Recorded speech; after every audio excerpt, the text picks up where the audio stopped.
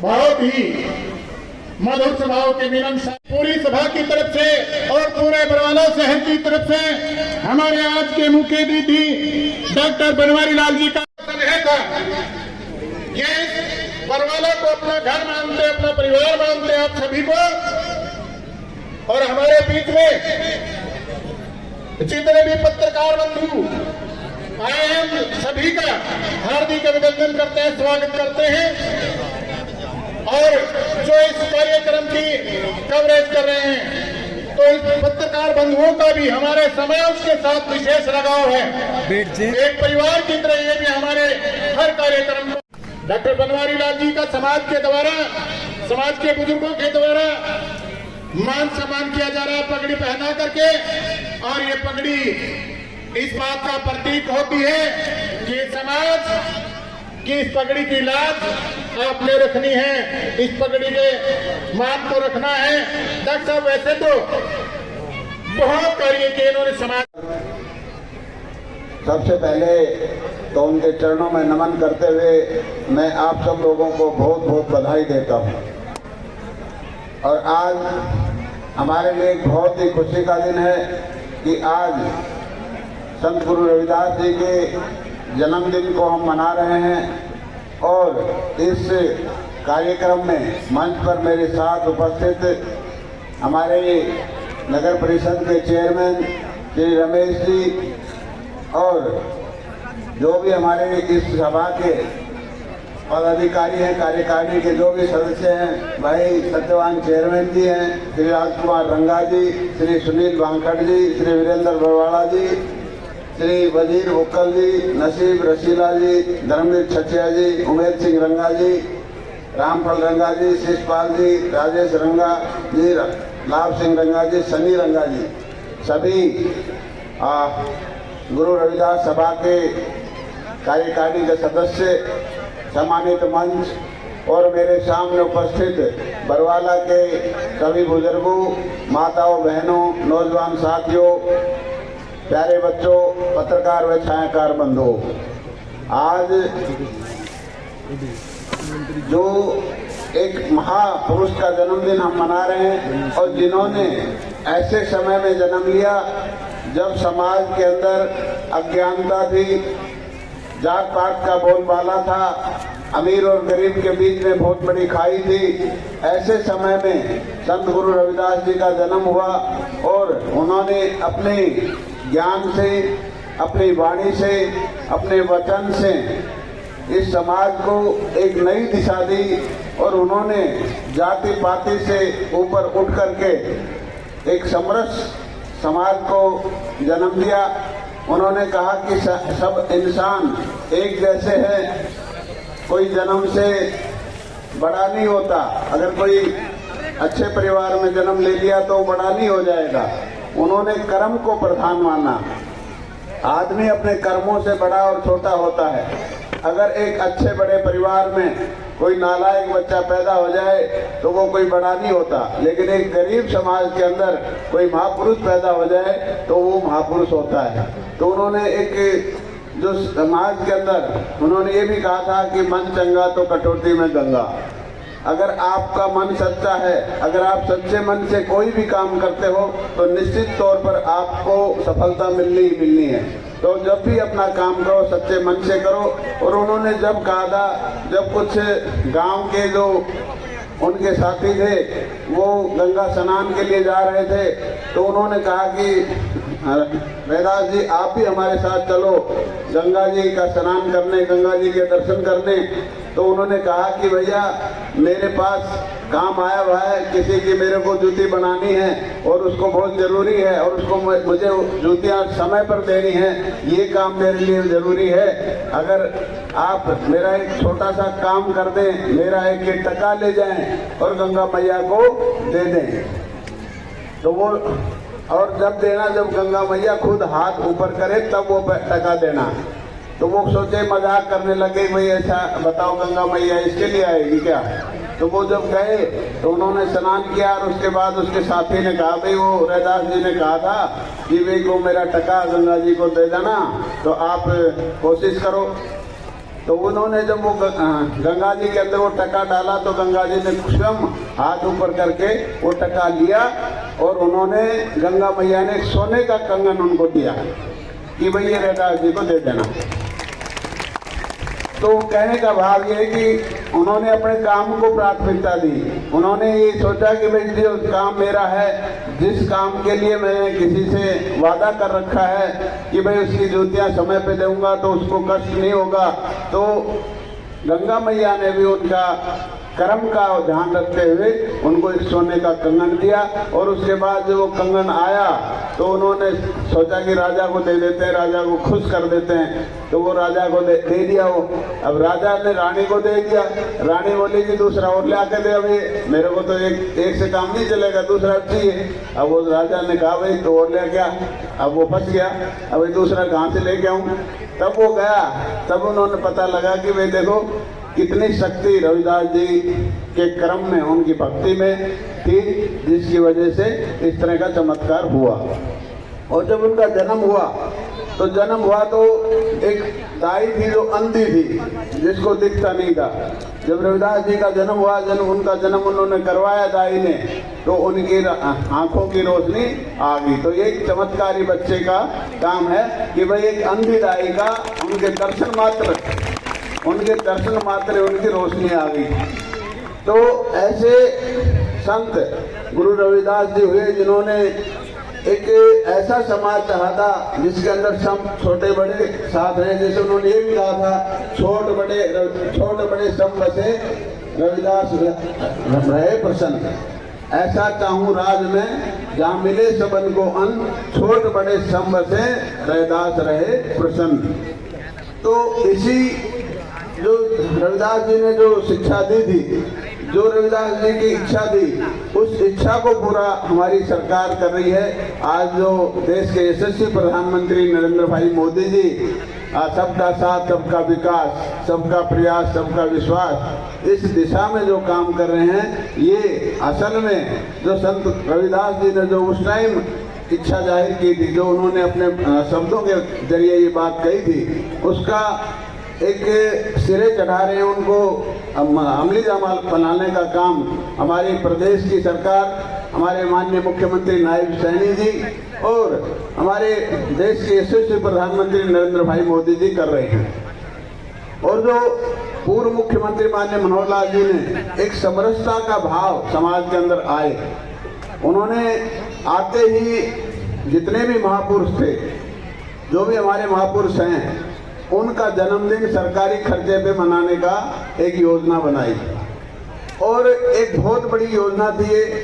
इससे पहले आपने देखा होगा कि 2014 से पहले अगर हम किसी महापुरुष का जन्मदिन मनाने के लिए कोई प्रोग्राम करें, चाहे डॉक्टर भीमराव अम्बेडकर जी हों, चाहे महर्षि वाल्मीकि जी हों, चाहे कबीर जी हों, चाहे रविदास जी हों, हम लोगों को बुलाते थे कि भाई आप हमारे प्रोग्राम में चीफ गेस्ट बन जाएं, लेकिन कोई आपका कोई चीफ गेस्ट बनने के लिए तैयार नहीं होता था।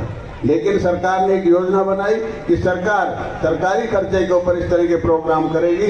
और आज पूरे प्रदेश के अंदर, कल आपने देखा होगा कुरुक्षेत्र के अंदर उमरी में जो हमारा राज्य स्तरीय जो प्रोग्राम था, स्टेट लेवल का जो प्रोग्राम था, उसके अंदर उमरी के अंदर 99 करोड़ रुपए का एक रविदास जी के नाम से बहुत बड़ा ट्रस्ट सरकार बना रही है, जिसकी ऊंचाई मेरे ख्याल से 125 फीट ऊंचाई होगी उसकी।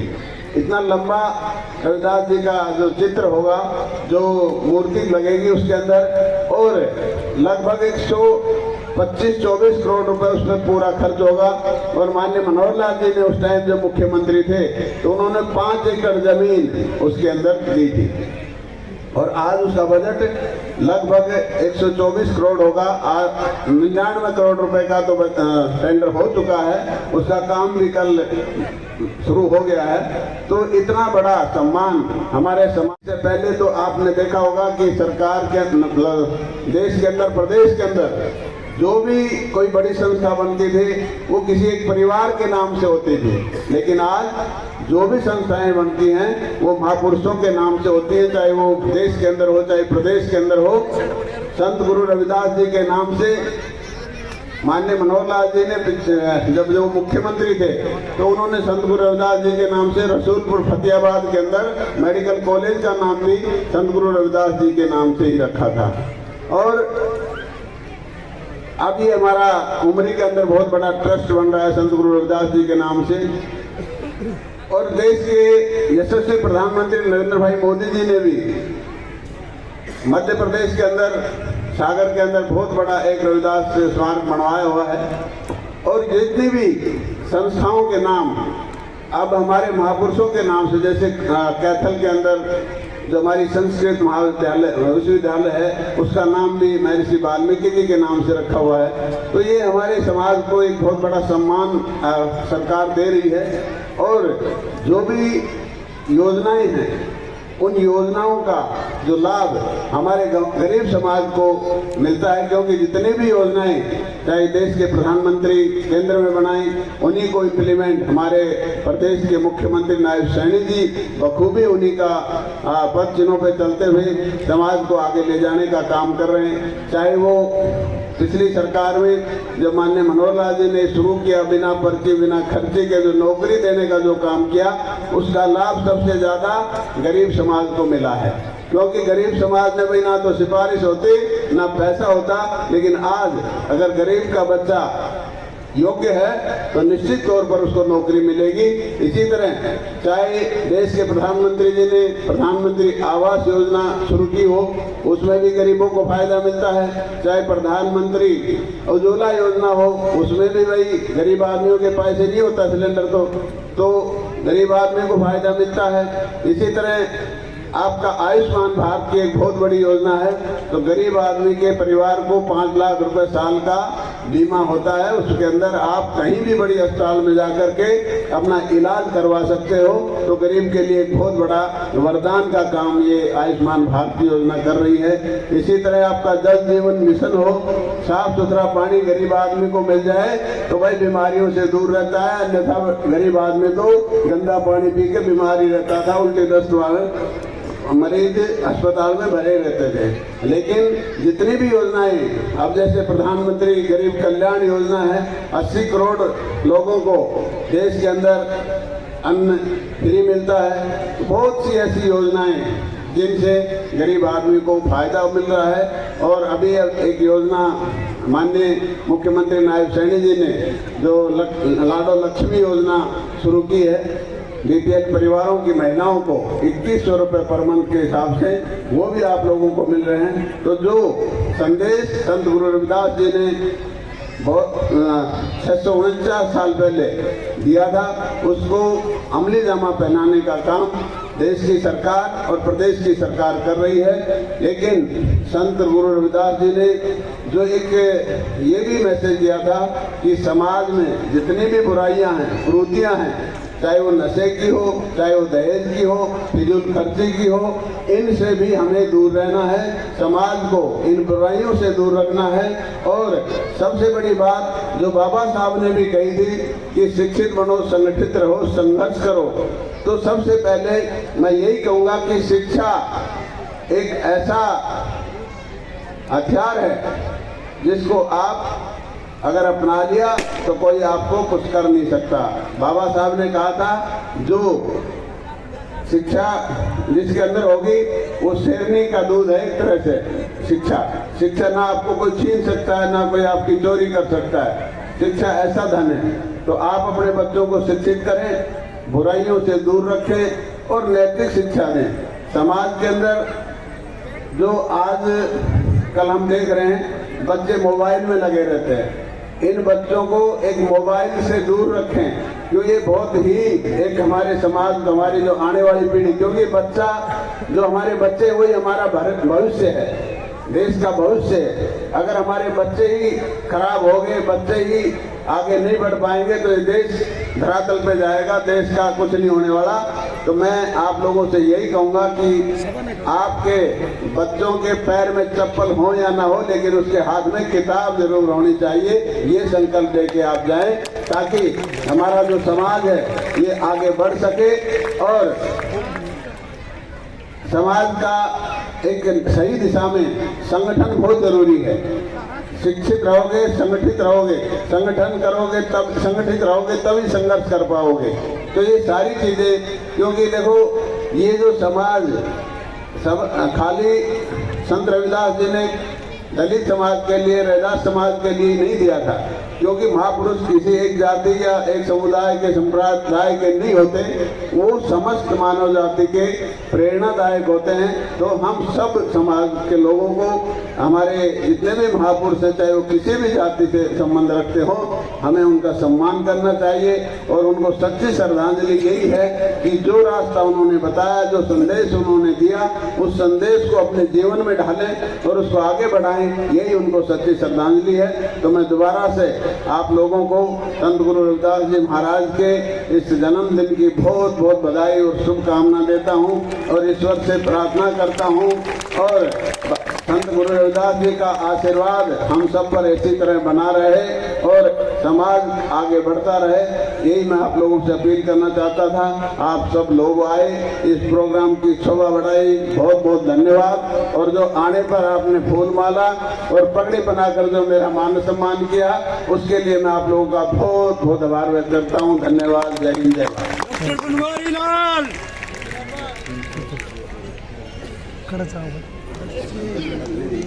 और हाँ भाई,